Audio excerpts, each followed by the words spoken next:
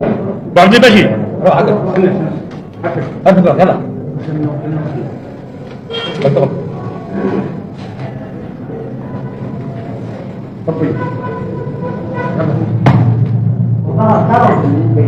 Monsieur Hadoun, vous êtes président de la commission de vote pour Gardaya, pour la ville de Gardaya seule. Pour la ville de Gardaya seule. C'est-à-dire qu'il y a d'autres présidents de vote pour les 4 autres villes de l'ensemble de l'agglomération. Oui, pour Bélisiguen, pour Bounoura, pour El Hadf, etc. En ce qui concerne Gardaya, nous sommes ici devant le premier bureau de vote, devant celui de la mairie. Oui. Combien y a-t-il d'habitants? Dans Gardaya, oui. Il y a 20 501 habitants. Combien y a-t-il d'inscrits? Il y a 13 192 inscrits. 6 575 hommes, 6 617 femmes, dont 53 Européens de droit commun. Il existe 14 bureaux de vote, oui.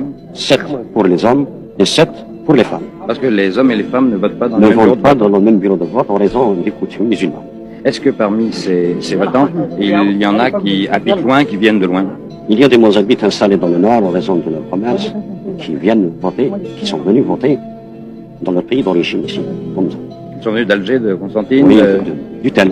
Et est-ce qu'il y a également alors des habitants de Gardaya, mais qui habitent à 20 ou 30 km de la ville? Ceux-là, comment font-ils pour voter? Il n'y a que l'Adaya, Ben Dahwa, qui fait partie de la population de Gardaya et qui vote en même temps que la population de Gardaya. Oui, par un bureau qui est installé à l'Adaya pour les habitants de l'Adaya agriculteurs et un bureau installé en ville, dans le quartier où il réside. Je pense qu'il y a eu une campagne électorale, enfin, dans ces derniers jours. Oui. Est-ce qu'il y a eu d'autres partis que le FLN qui ont fait campagne? Aucun. Uniquement le FLN. Oui.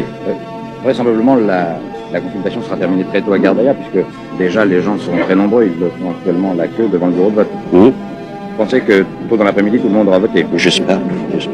Je pense d'ailleurs que c'est un peu en raison de la chaleur. Il fait très chaud dans la journée à Gardaya. Quelle température?